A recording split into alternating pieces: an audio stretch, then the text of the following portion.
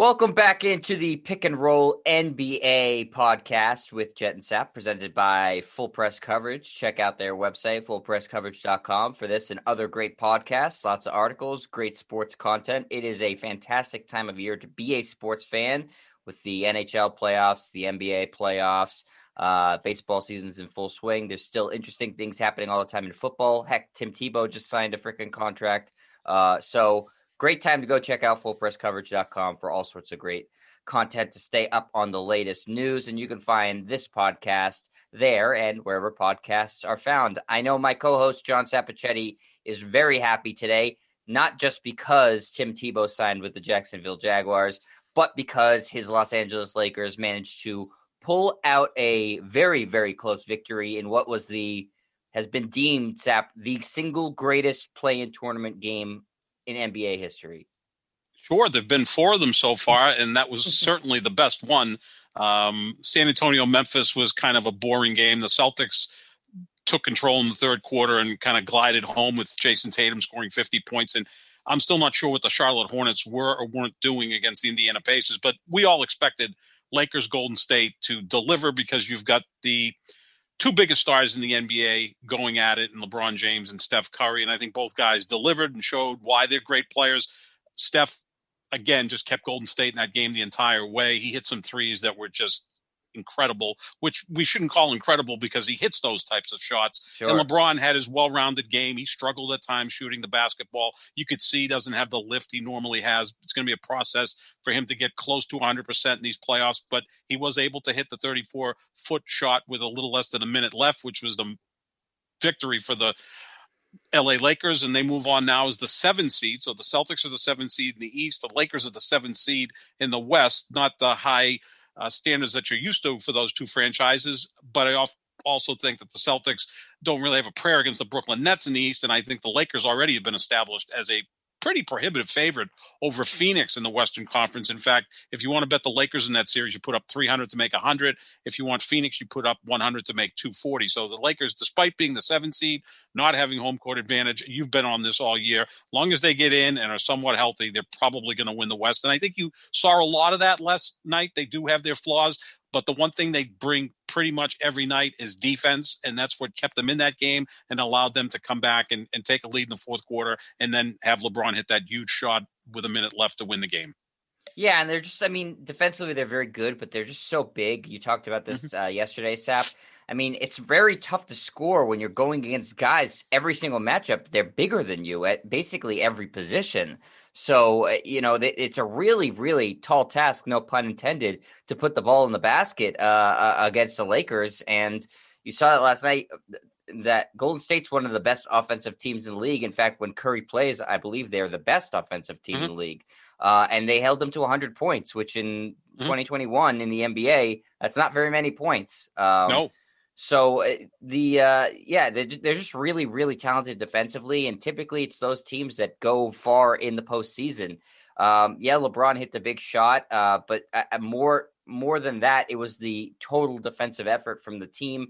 And like we expected, Sap, Curry got his points because he has to in order for them to even be competitive in games, the Warriors.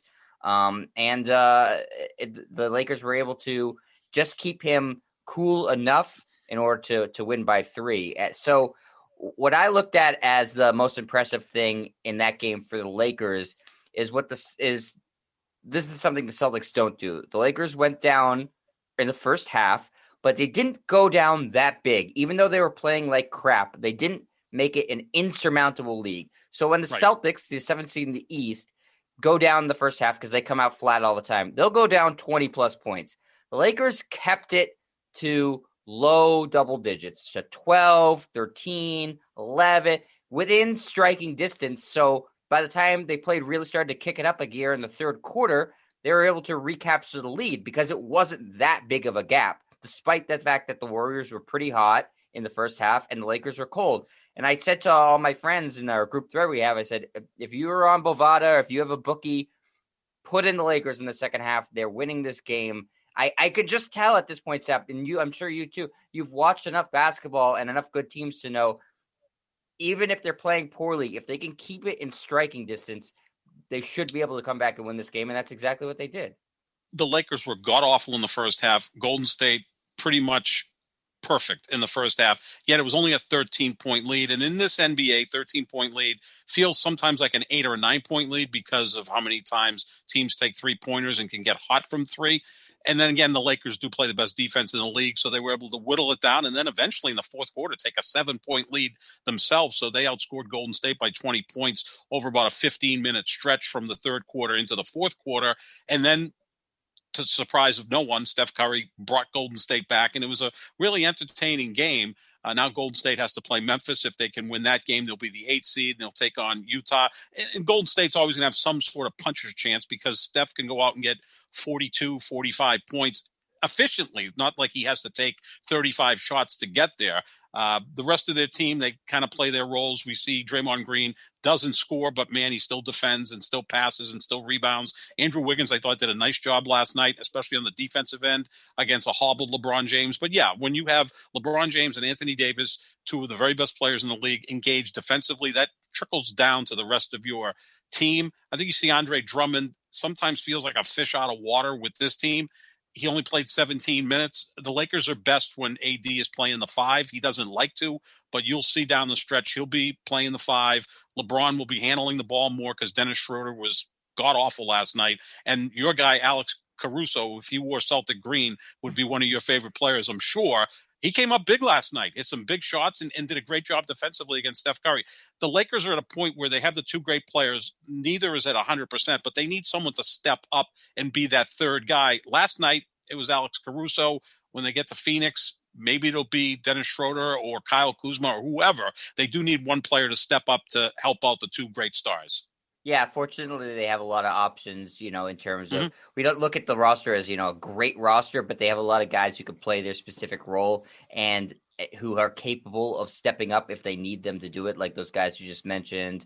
You also have guys like Wes Matthews, Horton Tucker, plenty of guys that are capable of doing it. And you saw guys like, Macklemore and Morris didn't play last night, and they're capable of doing it too in a given game or two games. I think with Drummond, the tricky thing is that you can't really play him at the end of a game in a close game because the free throw shooting is such a liability. So really that's been sort of something that's plagued him his whole career, is that you can't keep him on the floor late in games because if he touches the ball, the team will just foul him if it's close. That's the best strategy, really, especially when you have LeBron and Anthony Davis on the court. You don't want them having the ball, having a chance to score. You saw what happened. LeBron, launched a 3-pointer with desperation and hit it. So I'd rather put Andre Drummond at the free throw line than have the ball in LeBron James' hands at the end of a game, period. Sorry, go ahead, Sap. No, best case scenario with Andre Drummond at the free throw line is probably 1 for 2. He's essentially a 50% free throw shooter. Now, if you look at the end of a game when a guy of that size who may be fatigued, those numbers probably go down. He's a nice player. He doesn't really fit into the NBA of 2021. He's more of an old school back to the basket center. But, he can give them some quality minutes, but they are best when Anthony Davis is at the 5 and LeBron's handling the ball. And give Frank Vogel, or if you want to say LeBron James, credit for making the coaching decision to take Drummond out in the fourth quarter. He had played 17 minutes, but Vogel or LeBron James, who's ever coaching that team, felt that they'd be more effective with Anthony Davis at the 5. And they also took out Dennis Schroeder down the stretch. He was terrible last night, and they went with Alex Caruso, and then they run the offense through LeBron James. Part of LeBron James' greatness is he is so damn versatile. We can argue if he's the greatest player of all time. I think he is. You think Michael Jordan is. Those are the two candidates for that title. He's the most versatile player we've ever seen. I mean, he's a point guard. He's a power forward. He could play center if necessary.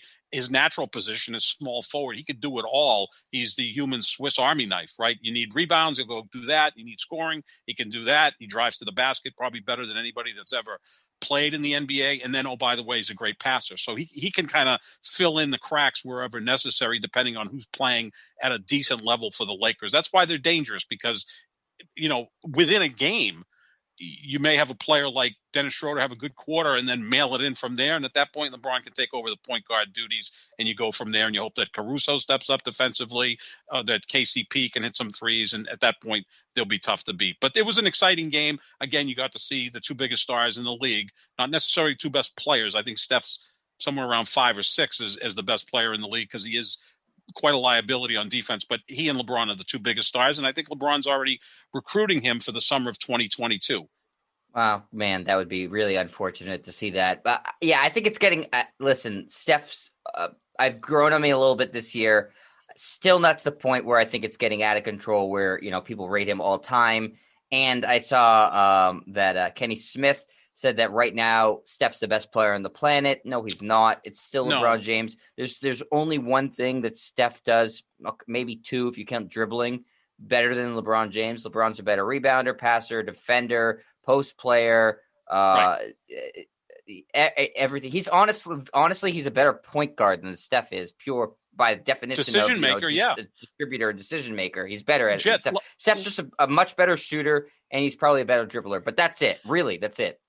Steph has a propensity to get turnovers in big situations. He had some turnovers in the fourth quarter last night. He had 6 in that game. Draymond Green had 6 turnovers. The big difference was Golden State committed 20 turnovers. The Lakers only committed 11. LeBron's pretty careful with the basketball. He'll have his moments where he will lose the basketball because it's in his hand so often. Yeah, I mean, all-around player, it's LeBron James still. And then you can go to, say, Kevin Durant, who can play solidly on the defensive end and happens to be a 7-foot guy who can't be stopped. Yeah, there's other players you'd put up there.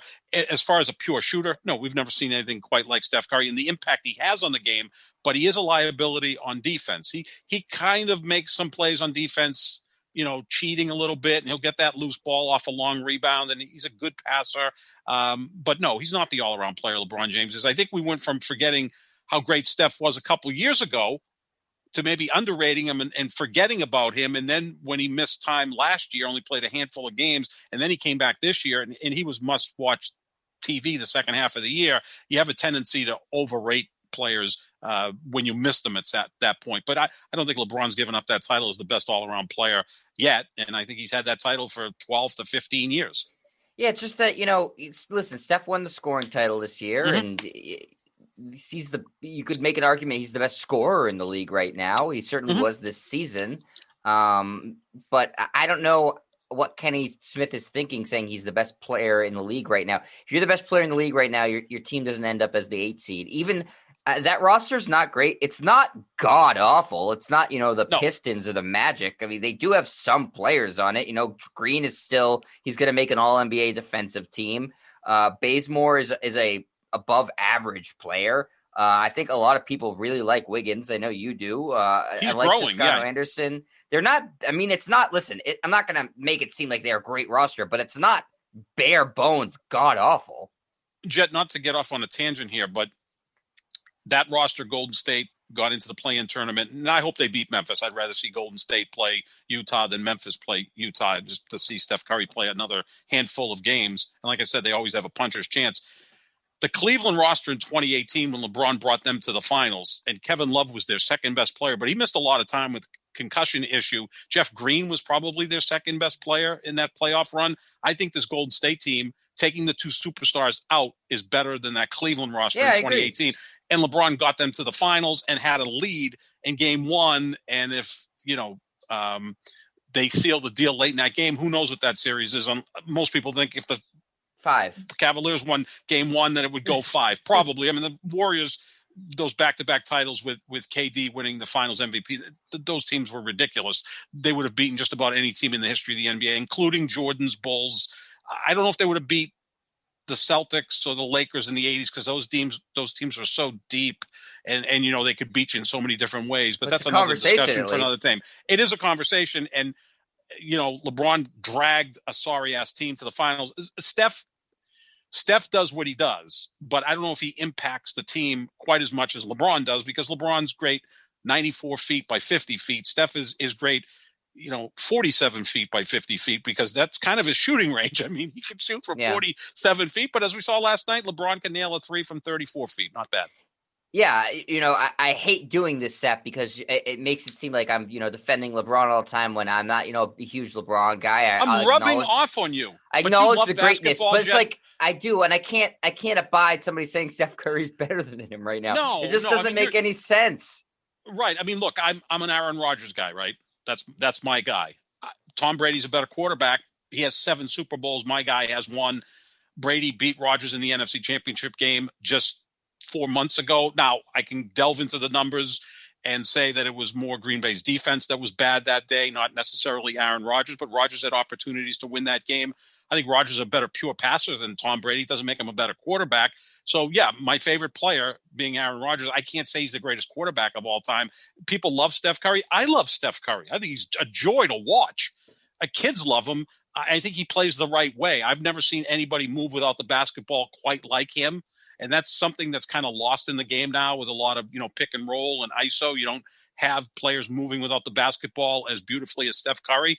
But to put him as the best player in the league, no, he's not. I mean, because he is a hindrance on the defensive end. And that's an important part of basketball, even more so in the postseason when you get into a best of 7 series, you can hunt down the worst defender on the other team. We're going to see Brooklyn do that with Kemba Walker. They're going to try to seek him out and make the Celtics pay for Kemba Walker being a poor defensive player. If Golden State wins this second play-in tournament game and has to play Utah, I'm sure the Jazz will do the same thing. You don't go hunting LeBron James on the defensive end because he's a defensive stopper when he's engaged. Yeah, I mean, it's almost, and by nature of the position, Sap, I don't know that a point guard can ever be the best player in the NBA just because, other guys are getting more rebounds.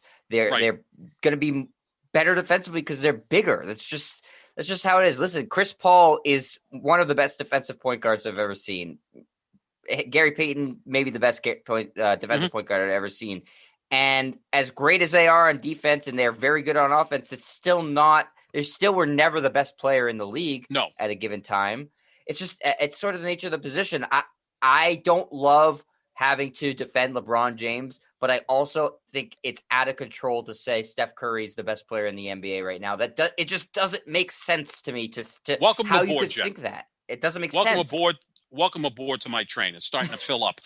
The other thing is I think you could go back to Magic Johnson when he was the best player in basketball, and there was a period where he was the best player in basketball. After Bird started getting injuries and before Michael really took over the league, but he was only Magic Johnson was the best player. Freak. He was a freak. LeBron, the last few years, has played a lot of point guard. He's a freak. I mean, we're talking 6'9". Yeah, it's tough for a 6'2" or a 6'3" point guard like Steph Curry to be the best player in the league. He can't rebound like LeBron. He can't defend like LeBron. He can't score inside like LeBron. As far as a perimeter shooter and a scorer in general, he's lights out. He's the best shooter I've ever seen. If you want to call him the best offensive player in the league right now, I have no problem with that. If that's what you want to call him, that's fine. Yep. That's fine. But that doesn't mean you're the best player. I would still say Kevin Durant's better because Kevin Durant does pretty much everything Steph Curry does, right? I mean, there's not much that – I don't know if there's anything Steph Curry does better than Kevin Durant except his ball handling ability. Like Durant has the same range as Steph Curry. Durant can launch 40-foot three-pointers pretty handily, and he's 7 feet tall. He's 9 inches taller. So, by the way, Sap, the same hindrances that you have as a smaller point guard so you can't defend bigger guys – they have that advantage in ball handling because they're closer to the ground, so they can be a better ball handler. That's just how it works. And Steph, as great as he is not the best ball handler in the league. It's someone you I know despise. Kyrie Irving is the best ball handler that I've seen since Isaiah Thomas. That's how good Kyrie Irving is as a ball handler, and Curry's right there. But Kyrie Irving's ball handling ability is supernatural. Yeah, you're really frustrating me today because I'm having to agree with these points that I don't want to make. You love LeBron now. You're agreeing that Kyrie Irving is the best ball handler. Like, what's next? Don't do that. Don't do that. I'm trying. Well, let's talk about, since we're talking about LeBron, let's talk about the big shot he hit, Sap. It wasn't a game winner technically at the buzzer, but it was the biggest shot in the game, and it was the shot that iced it for the Lakers. As the shot clock is expiring, he heaves it over Steph Curry. Actually, I think I saw this, Seth. It was the longest field goal he made this season. 34 feet, which surprises me because he can look. He's so big and strong, and you saw in that shot that he really had the perfect form. He was kind of fading back a little bit, but when you're that big and talented and strong, you don't have to have perfect form. That was a nice stroke in hitting that shot. So that was pure. I know some people are saying, "Oh, it was a lucky shot." No, he didn't bank it in. It was pretty much as close to a swish without being a swish. And I get that other than Steph Curry, Dame Lillard, and Kevin Durant, when someone hits a 34-footer, there's an element of, well, they really weren't trying to do that. But it was at the end of the shot clock. He had to hoist it, which always leads me back to my point about LeBron James, saying this for years, that when the decision is taken out, he's a much better shooter and a much more clutch player than people ever want to give him credit for. He sometimes gets paralysis by analysis and he overthinks the situation. Remember Peyton Manning used to do this? He'd get to the line of scrimmage, spend 10 seconds up there, changing the play, and all of a sudden wouldn't work. Sometimes too much thinking is not good. And sometimes LeBron does that. I think that's why LeBron struggles at the free throw line at times. He was 6 for 9 last night. He's essentially now become a 70% free throw shooter, which makes no sense. He should be minimum 80%. He's got a nice looking stroke. It's not like he has a broken at shot. The free throw line, Sap? The whole game. Now everything slows down and he can just overanalyze. Rather go up there and shoot. You've got a nice shot. Close his eyes, best right, player. at the free throw line, or get blurred like he was last night. He was seeing 3 rims out of his left eye. Well, as a man that's very cognizant of his vision, I understand what my man was going through. That's never fun getting poked in the eye. And of course he over dramatized it, but that's what basketball players do. I mean, Michael Jordan had the flu game, as I use air quotes. I mean, okay, he was hungover. That's fine. So, but I just want to run these numbers by people because people always say, well, LeBron's really not clutch. He would rather pass in a big situation. He runs from taking the big shot. In the postseason in their careers, game tying or go-ahead field goal attempts with less than 10 seconds remaining in the fourth quarter or overtime, LeBron James is 12 of 23 in those situations. That's 52%. Michael Jordan is 7 of 15 in that situation, 47%. Kobe Bryant, 5 of 22, 21%. LeBron's made as many of those shots as Kobe and Michael Jordan combined. We can all agree, final 10 seconds of the fourth quarter, overtime, game tying or game winning field goal attempts. Is that clutch? Yeah, it is. I think he's clutch, honestly, Sap. I mean, I've seen him play the Celtics enough where I've seen him hit multiple daggers over them, and that's why I wasn't surprised at all when that shot went in, because I've seen him do it a million times. I mean, listen, I tweeted this out. He's not the greatest three-point shooter in the world. He's not terrible. He's not Marcus Smart. He's average. He's like 36%. Which is higher than Kobe and Jordan's career numbers were. But I will say that when Jordan was playing, they weren't taking threes. When Kobe was playing, they took more threes, and now they take a ton of threes. So we can use that into context with those 3 great players. Yeah, so in my tweet, I was saying, he's not the greatest three-point shooter in the world, but I've seen him do it and hit those shots enough where I'm scared to death if he's taking a 3 at the end of the game. I've seen him do it a million times. He's hit so many of these big backbreaker 3. I mean, that was a backbreaker to the Warriors. Yep. Really, it was, because they just weren't expecting it. They defended it as well as they possibly could. They felt like they were in good position to have a tie game and have the ball with under a minute left. And instead, LeBron puts them up by 3, and the Warriors didn't score again in that game.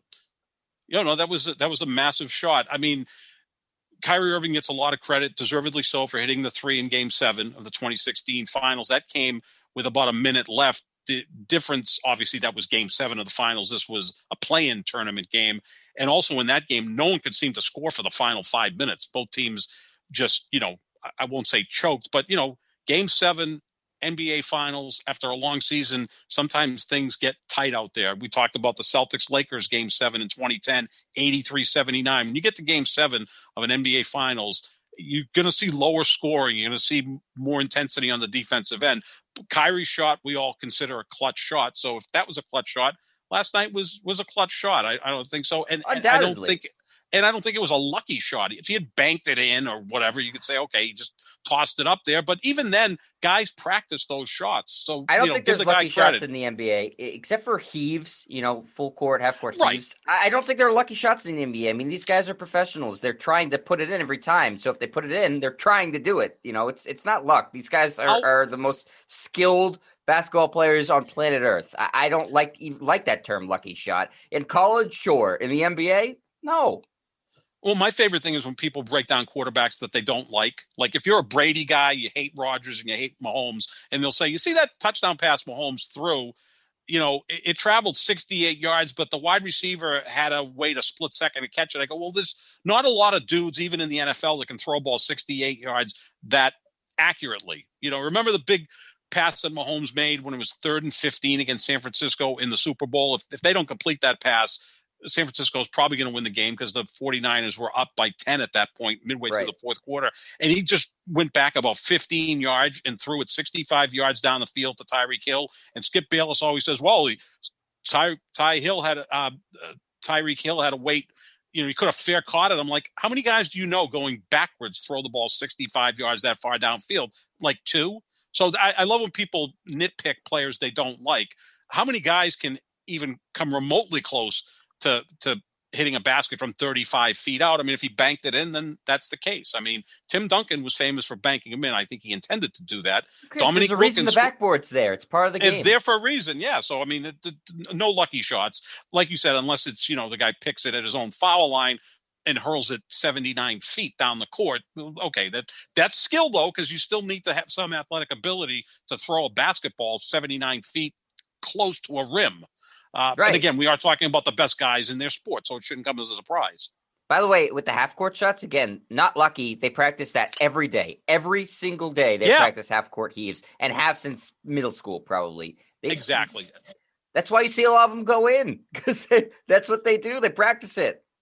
Yeah, it's like no-hitters in baseball now. There's one every night. Jeez. Yeah, man, it's getting out of control with baseball. I mean, I actually, on a different show, maybe I'd be curious to hear your thoughts as to why that's happening, because I know you love those 3 true outcomes, and I'm assuming that probably has something to do with it. That's the biggest reason. Yeah, people just get up there and hack. Like, there's a shift, and instead of, just taking a single to the opposite field or whatever, maybe dropping a bunt, everybody just swings from their asses, and, guys are throwing 100 miles an hour, and you don't get a hit, and that's the end of it. There've been 6 no-hitters so far in the major leagues, a quarter of the way through the season. That doesn't even count Madison Bumgarner, who had a 7-inning no-hit game because it was a part of a doubleheader. And I don't think he should get credit for that because there's only 21 outs in a 7-inning game. A no-hitter is 27 outs. No, you got to finish it, yeah. As much as I love Madison Bumgarner, it was only a 7-inning game. That's not a no-hitter. But 6 other ones, and we're only a quarter of the way in the season. It's kind of cheapened it, but, it's still an interesting thing to see.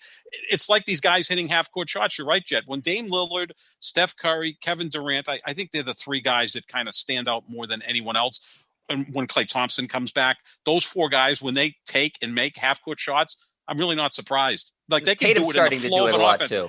Tatum also. And again, Tatum 6'10". So, that Curry and Lillard, it's kind of amazing because they're not big guys. I mean, Durant's it's like 50% chance that they're going to can It's crazy. It's just, and if they miss, it's right there. It's no different than the great quarterbacks. I mean, we see Brady, Rodgers, Mahomes, Russell Wilson. I mean, they're throwing balls 60 yards downfield, right through a wide receiver. Part of their skill set, Sap. That's why they're the best at what they do. I mean, we're not surprised if we go see a Shakespeare play and Daniel Day-Lewis nails the lines. He's the best actor in the world. We expect him to do that. Sap, one last point about the game before we get into the quick flagrant foul thing. I do want to say, so right after that LeBron 3, and that's, I think you saw what the real flaw is of the Warriors, is that they only had a one-track mind. We got to get the ball to Steph. We don't know how else we're going to score or come back in this game. Get the ball to Steph, get the ball to Steph, get the ball to Steph. And ultimately, the Lakers knew exactly what they were trying to do. I mean, they just swarmed him, and it resulted in Jordan Poole having to take a 3 from the corner that he missed because he's Jordan Poole and not Steph Curry, and or not Klay Thompson.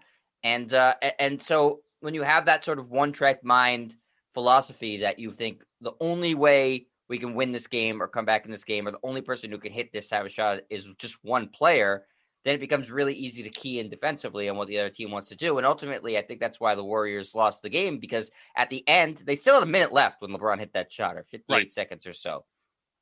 Plenty of time to be able to score baskets, but they weren't thinking 2. They weren't thinking get a quick, easy bucket. They were thinking get the ball to Steph. Hopefully he hits a 3-pointer to tie it. That was their only thought. Yeah, and then the Lakers, who play outstanding defense and are that big. I mean, if AD comes out in addition to Alex Caruso, you've got a lot of size there. And we've seen AD, what makes him such a unique defensive player. He's not just a rim protector. You can't just be a rim protector and be a great defender anymore in the NBA because there's not a lot of driving to the basket. You still have a lot of 3-point shooting. And we've seen AD, I think there was a regular season game where he blocked a 3-pointer to secure the win for the Lakers. That's something that Patrick Ewing used to do, or way back in the day Bill Russell would do. Those are elite defenders because they're covering a wide range of the court. So yeah, that puts a lot of pressure on Steph. And again, as great as Steph is, no question, the greatest shooter we've ever seen, one of the 20 greatest players. I've already got him in there, and he's only going to move up over the next several years. He does have one limitation because of his size. He can't just overpower people. And, if you run a second or a third defender at him, now it becomes difficult for him. And even making passes is difficult for him because there's just not a lot of passing lanes when you're his size, and you've got Caruso, who's 6'5", 6'6". You got Anthony Davis, who's 6'10" and very long. And if LeBron charges in, there's another huge guy. So, there's not a lot of passing lanes. And they really didn't have anybody else out there other than maybe Andrew Wiggins, who you would trust to take a big shot. And Wiggins isn't at that level yet, may never be at that level. That's why they need Klay Thompson back to be Steph's running mate. And, if they get another high draft choice, which is a real possibility, they'll be a factor in the Western Conference because Steph's going to continue playing at a high level for the next 4 or 5 years. Ray Allen could still shoot the basketball at 38 years old, right? I mean, and yeah. Steph takes really good care of himself. I'm not saying Steph's going to average 32 a game for the rest of his career, but it'll be pretty damn close to that. Bring Klay Thompson back. Add another piece maybe through free agency if you can afford it, although you don't have a lot of wiggle room there. And then they have another potential high draft choice because they could end up with Minnesota's first round pick, which is just amazing how poorly run the Minnesota Timberwolves are. But they'll be back in contention. And again, I'm rooting for them to beat Memphis in the play-in. And I do like Ja Morant, and Memphis has done a nice job. But, who would you rather watch for 4 or 5 games against Utah, Steph Curry or Ja Morant? At this stage in their career, I'd rather watch Steph Curry. And I think Ja Morant's going to be a star in this league pretty quickly. I mean, Utah took a huge breath of relief last night. They sure. did not want to see the Lakers because, the 1 seed going down is in the first round is humiliating. And that's what would have happened. Now that, they'll get to at least move on to the second round. Yep. Because I assume they'll be able to take care of either Golden State or Memphis. Golden State would give them a better series. But Utah's better than that. And Utah defends the three probably better than any team in the Western Conference. And that's something you need to do against Golden State. There are times where, and they don't lose at home, and they also can make 3-pointers. And, just got to see the health of Donovan Mitchell. That's a big key for Utah. But I could see Golden State scaring them, maybe going 6 games because Steph will light up 1 or 2 games all by himself and drop 48 and probably win those games. Yeah, I think the top seeds in the East are much stronger than the top seeds in the West. If you're just looking 1, 2, and 3, the East, it's much more formidable at the top. At the bottom of the conference, we agree. The bottom of the East is crap. The bottom of the West is very solid. Yeah, the bottom of the West, you got the Lakers at 7. You got Portland at 6, which Charles Barkley has apparently put $100,000 on to win the title. 4 and 5 is the Clippers. I mean, just think of the 4-5 matchup in the West, which is the Clippers and Dallas, compared to the 4-5 matchup in the East, which is the Knicks and Atlanta, which is a cute matchup, intriguing, Trae Young, Julius Randle. But, I mean, the Clippers and Dallas are both better than the Knicks and Atlanta. The West is that much deeper, not to mention, a 3 seed in Denver, which is scary. Unfortunately, they don't have their second best player in Jamal Murray.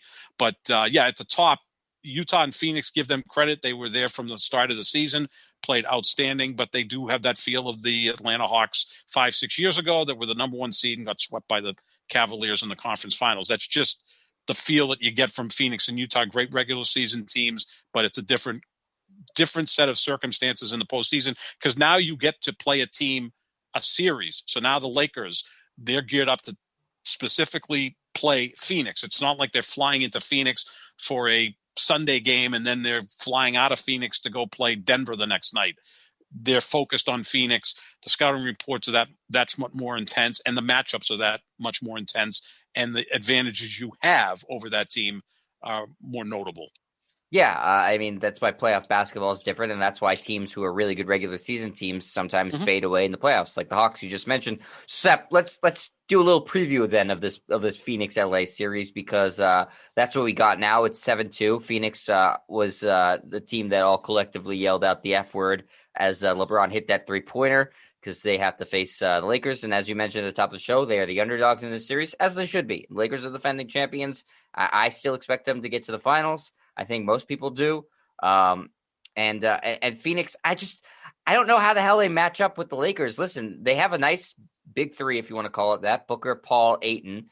but I don't know who on earth is going to try to slow down LeBron No, or they don't have a really matchup Anthony for that. Davis. They're not. I would listen. Chris Paul's outstanding defensively, and their numbers defensively look. Bridges is very good defensively. They look better defensively than what they will end up being in the playoffs. In the regular season, they'll probably play a little bit over their heads defensively.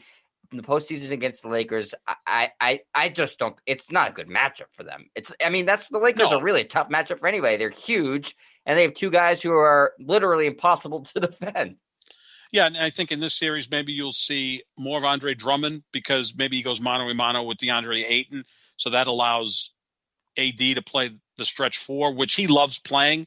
I still think at the best, the Lakers have him at the five. But if you have Andre Drummond playing 24, 26 minutes a game, like you said, maybe not at the end of a game because he's such a disaster at the free throw line. But that, again, that size will wear down Phoenix. Lakers also have number of guys that can run at Chris Paul. And Chris Paul is a phenomenal player. We both have kind of done a 180 on Chris Paul over the last couple of years because he's shown what a great leader he is and what a great force multiplier he is, doing what he did in Phoenix this year and OKC last year. But they can run some people at him. You can run Schroeder at him for a while. You can run Alex Caruso at him for a while. Excellent defensive players. Excellent defensive players. Caruso are both very good defensively. That's the thing with the Lakers. It's kind of interesting. This is an offensive explosion in basketball. That to me means defense is more important than ever.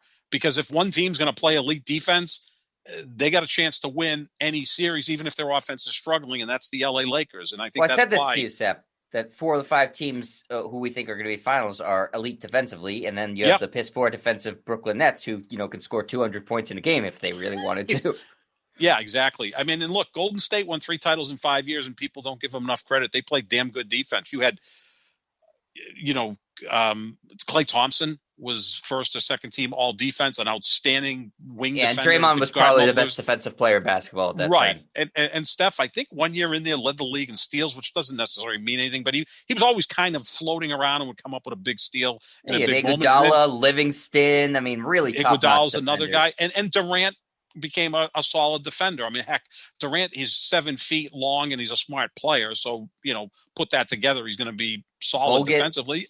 Yeah, Bogut was a great rim protector. So, yeah, they played good defense. They had a great offense, but they also played, really good defense. The Bulls, who won 6 titles in 8 years, that was really their calling card. It was Michael Jordan would take care of offense with a little help from Scottie Pippen, but on the defensive end, they would just clamp down people. I think they held Utah in a finals game to 57 or 58 points, which is just, I know in the 90s, the game was slow, physical. Karl Malone sucked.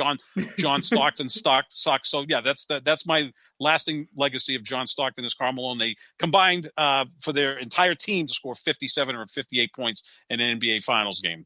Congratulations. So what does Phoenix have to do to make this a series in your mind, Sap? It comes down to how well they shoot from 3 and how well they defend from 3. Now, the Lakers aren't a great 3-point shooting team. We know that. They're average to below average, but Phoenix is going to have to, make inroads from 3, and they can do that. And Devin Booker is going to have to be a guy who goes off a couple of games and has some big nights, not necessarily 73 like he had against the Celtics a few years ago. In fact, they lost that game. But I think it's going to be 3-point shooting. He's got to score a lot. He's got to score. He's got to be in the 30s, and Chris Paul's going to have to be in the 20s. And then Chris Paul, as great as he is, and he's going to get some MVP traction, he's not the scorer he used to be. He's kind of scaled back 16? A little bit. 16, yeah. He's been a guy who could average 22 a game and light it up from time to time. But he's more comfortable being the true traditional point guard. So he may have to get you 20 points, and you're going to need DeAndre Ayton to cause some matchup problems. He's got to win his matchup handily against Drummond. If Drummond's in there, right? Has to, or else it'll be a really quick series. Ayton to me is the key because, like you said, I think they're going to put Drummond on him and not Anthony Davis, which is what I would do if I was Lakers too. And so Ayton, they're going to really need him to score. They're going to need to score. And they're going to need him to protect the rim because if he's not doing a really good job, LeBron's going to have a freeway to the basket, which just opens up everything for that Laker offense. Now, he doesn't have the elevation he used to, but he's still plenty big and strong and crafty to get the ball to the basket. That's going to be another key matchup as well. I think it's going to go I know you think it's going to go 5 games. I Yeah. mean, you think the Lakers may get to the finals by losing 3 or 4 games. I'm not quite as confident in them, maybe because that's my team. So you Yeah. naturally are pessimistic about your own team. But I think it's going to go, I'd say 6 games, because I think Phoenix is going to battle them. And Chris Paul is going to insist that they play their asses off. He's a great leader. We know he and LeBron are best of friends. But I think Phoenix can steal 2 games off the Lakers, make it somewhat of a series. The Lakers aren't what they were last year, because LeBron and Anthony Davis aren't as healthy as they were last year, and they kind of breeze through the West. The West is better this year than it was last year, so I'd say 6 games. Yeah, I do think they aren't what they were last year, but I do think that you can't discount the experience of winning a championship and how much confidence that gives a team for when things go wrong to not sort of panic.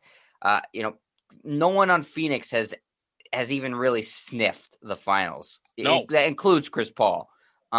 So I don't know. I think that the Lakers, it's a bad matchup for Phoenix. LeBron, I see LeBron taking out Booker. If Booker, if Booker starts getting hot, they're just going to say, LeBron, just take care of this. Yeah. And then, Chris Paul, as you mentioned, he's not the greatest scorer in the world anymore in his career. And the Lakers have good defensive point guards to throw at him. Yeah. So like I said, I think it comes down to Ayton. And I mean, this is his third year in the NBA, second year in the third, I think. Third year, yeah. He came in the same year that Luka came in. And he's a very good player, but it's a lot to put on him in a playoff series to carry, a team's hopes on him, who's still, limited offensively. He's got some range, not a ton. He's not shooting threes.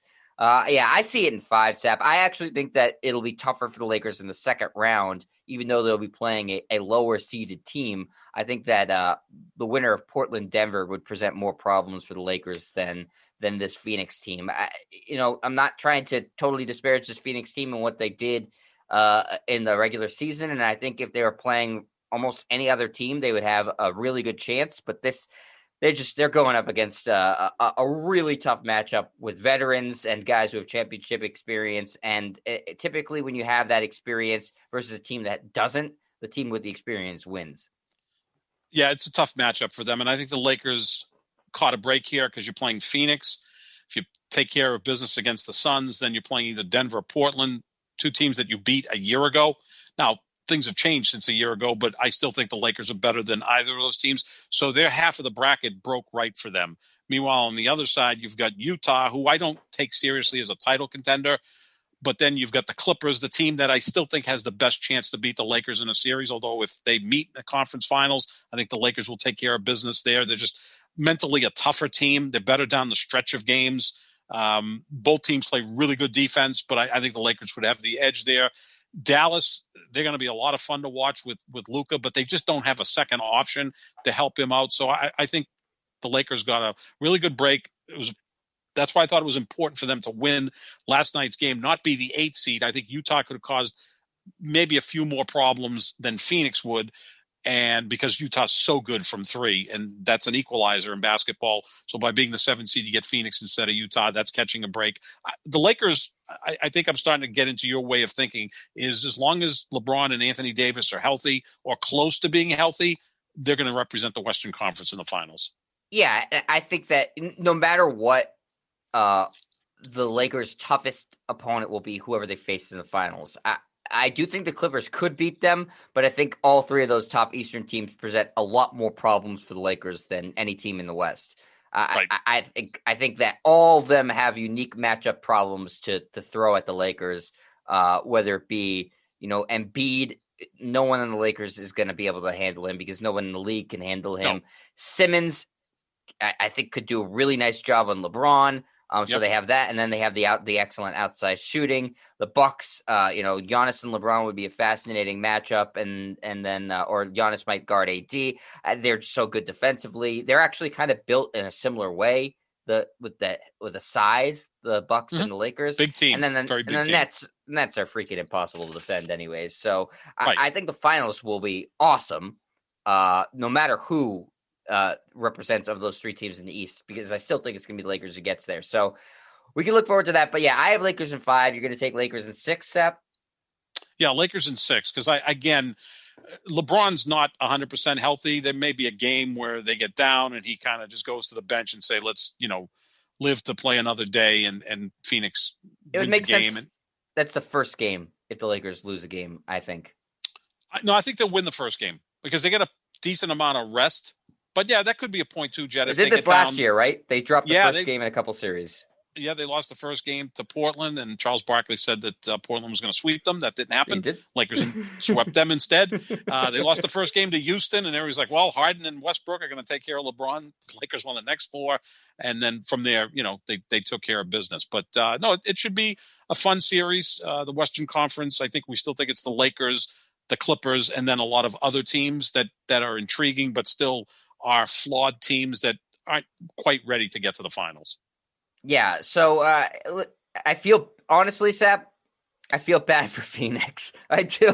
Sure. What a great regular season. It's just no one's giving them a chance, and I think that I can't blame anybody for not giving them a chance. I just don't see, unless the Lakers get injured, I don't see a path for them winning.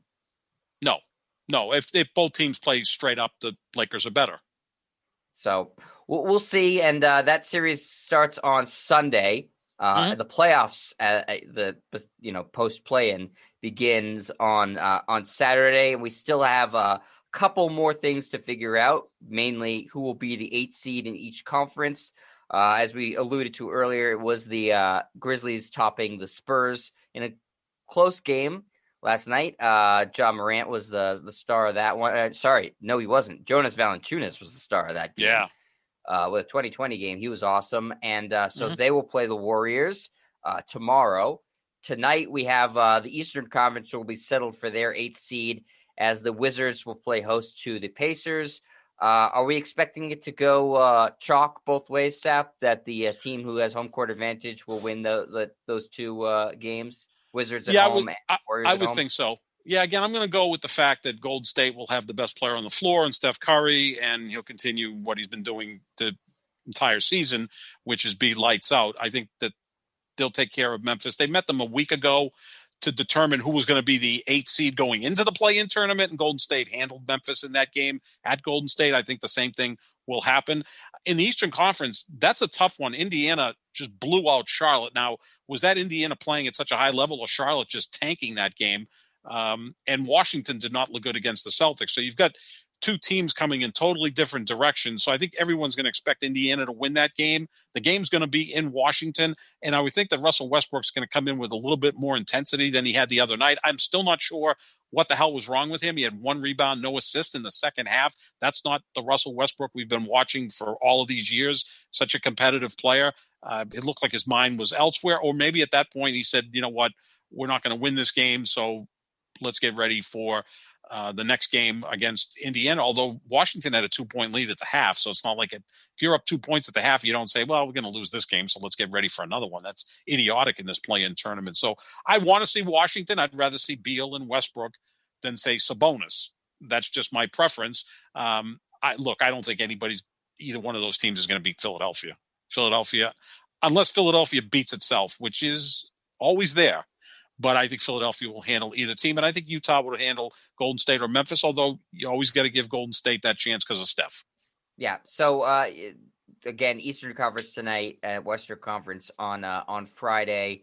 And we'll see who will be the sheep to the slaughter in either of those conferences. I don't think either of those series will be particularly competitive, though, as 1 versus 8s typically are not.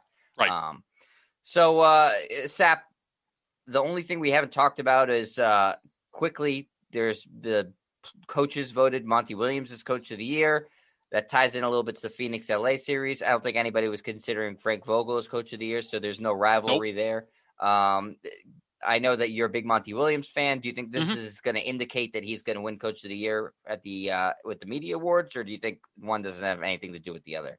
Oftentimes it doesn't have to do with another. It's almost like the Golden Globes and the Oscars or whatever the case may be. It's a different voting body.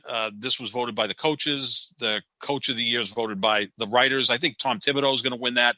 It doesn't hurt that he's coaching the New York Knicks. I mean, people are just starved for some positive content about the New York Knicks. Look, people are starved for positive content tent about the Phoenix Suns. They hadn't made the playoffs for 10 years. So, I mean, it's kind of a cool story that Monty Williams led Phoenix to the playoffs for the first time in 10 years. And Tom Thibodeau led the Knicks for the first playoff appearance in 8 years. I mean, neither team has been much of anything the last decade. So it's a pretty cool story. Thibodeau's that veteran coach that's been around forever.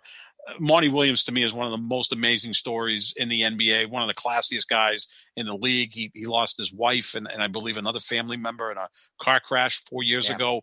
And to just persevere and move on. And I do remember they were showing the wake, some portion of the wake where he said, my wife would get on me if she saw me down, and that's an incredible message. And I think he carries that with him. So I would personally vote for Monty Williams because, you had the second best record in the NBA. You came one game within tying Utah for the best record in the NBA. What the Knicks did was great, but I would give it to Monty Williams. But I think when the writers vote, it's going to be Tom Thibodeau. Yeah. Either one, totally worthy candidates. The coaches seem to think it's Monty Williams. I think he probably has a tremendous amount of respect amongst his peers. So it doesn't surprise me at all. I wouldn't be upset with either one of them winning the award. So we'll see what happens there. And we'll also be seeing what happens in these play-in games. And as the playoff starts, we will be here to preview and talk about everything that happens, recap, whatever you want to call it. Sure. So, Sap, that's going to do it for us. You can be happy that your guy LeBron is, clutch and that he is favored in his series against Phoenix, though I'm sure you'll still be watching every game, biting your nails and being very nervous. But I'm telling you right now, nothing to be nervous about. Nothing to be nervous about. I lean on you, and I like your tweet last night saying, people don't think he's a great three-point shooter, but I've seen him stick a dagger in your team, being the Celtics, heart so many times. I mean, countless times. I can't even remember. Countless times. I lost feeling. Yeah, no, I mean, the 2018 series, it was basically him with some help from Jeff Green. I mean, how many 40-point games did he have in that series? I mean, he was just, 7? I don't know. Yeah, he was playing at a different level. That's the best he's ever played, which, especially in the postseason that year, it's a shame he wasn't able to win the title. But then when he got to the finals, in his way was, Steph, KD, Klay Thompson, Draymond Green, all playing right in their prime. I mean, that was tough. Iguodala was still at Golden State, so that was tough. But I don't think he ever played. But I don't think he can play at that level ever again. That was 3 years ago. He's had some injuries 2 out of the last 3 years, so that starts to take away some of his athleticism. Seeing three rims now, he's saying. Seeing 3 rims. What a hard life. Now he knows how I feel. I see 3 rims all the time, and just shoot for the middle one. Couldn't just say, yeah, great game. I was so happy to hit that shot. Nope, had to say, seeing 3 rims. I'm going to wear a pirate eye patch the next game, potentially. Really? Absolutely. Well, he'd probably get a sponsor, right? Maybe. Well, he doesn't need any more sponsors. No, he doesn't. Let some other guys in the Lakers have sponsorships. Alex Caruso, he needs a hair doctor. Yeah, doesn't he? He should see the one Scalabrini saw. Get some hair on Alex Caruso. Yeah. Although that kind of gives you got to have a good one in L.A., right? I would think so. Yeah, there's plenty of places to get transplants, Botox, tummy tucks, whatever else you need. And Caruso with the headband and the way he plays kind of feels like Jim Carrey and the Cable Guy a little bit out there. But you know what? You need guys like that. The Celtics have that in Marcus Smart. The only issue with the player Celtics Lakers I like is Caruso. Right, exactly. And Marcus Smart's supposed to be that kind of guy for the Celtics. The problem is Marcus Smart, whether he's elevated himself or the organization has elevated him to the 3rd or 4th best player of the team. You can't win with that. But Caruso is there like Marcus Smart should be there to step up when he has to. But there's times where when the stars are rocking and rolling, you get the hell out of the way. But Caruso was big in that game last night, and he had some good postseason games last year. That's the key to the Lakers. As long as 1 or 2 guys can step up to go with Anthony Davis and LeBron James, they should be fine. Yeah, we'll see who those guys will be because it's going to happen and they're going to get to the finals. But I still think I have the Nets. But Lakers from 5, you have Lakers in 6 again. Yep. That is it for the Pick and Roll NBA podcast with Jet and Sap, presented by Full Press Coverage. Please check out their website, fullpresscoverage.com, for this and other great podcasts and articles, all sorts of great content. And make sure you check out our Twitters for links to this show at John Sap 25, JOHNSAP 25, or at Jet Striar, JETSTRIAR. That's also where you can find our YouTube is youtube.com/Jet Striar. And we make sure we tweet out the links for you so it's nice and easy. We will be back with some more postseason coverage. And we'll talk to you then. See you, everybody.